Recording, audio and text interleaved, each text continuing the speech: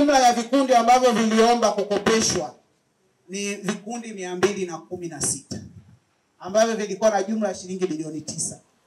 Kwa hiyo uhitaji kwa kweli umekuwa ni mkubwa, lakini fedha ambayo tulionayo ni pungufu ya uhitaji.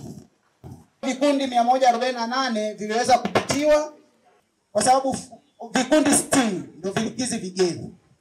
Kwa leo tutagawa fedha kwenye vikundi hivyo 60 kwa jumla ya shilingi bilioni 1 na milioni 135. Hivyo vikundi ndio tutavigawia vitapata fedha kwa awamu hii ya kwanza.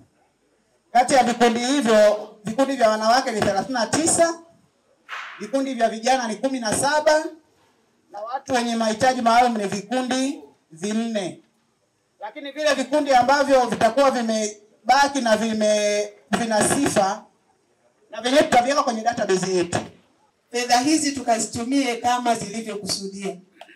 Furaha au rai ya serikali natamani kuona fedha hizi zinatuinua kiuchumi. Hilo ndo azimio la kwanza, kwamba tunapozipata na baadaye inafikia hatua ya kuzirejesha, unakuwa umeondoka kwenye ile hali ambayo zilikukuta hapo mwanzo.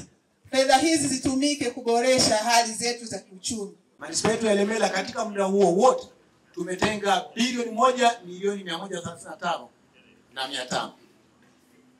Fedha hizi zitawagusa akina mama katika kata zote 10 na vijana na watu wa Ilemela. Naomba nitoe rai kwa kazi wote wa Manispaa ya Ilemela kwa wale ambao vikundi vinapata fedha hii siku ya leo. Najua hamtapata wote, tunakwenda kwa awamu. Swala la uadilifu, uaminifu litawale katika fedha hizi. Baadhi ya watu wanatumia fedha hizi kinyume na utaratibu. Wanasema hivi fedha ni za serikali, haturudishi, ni ya serikali tunatoa sadaka. Hatufanyi hivyo. Rudisha fedha hii na wengine waweze kukopa katika kata zetu.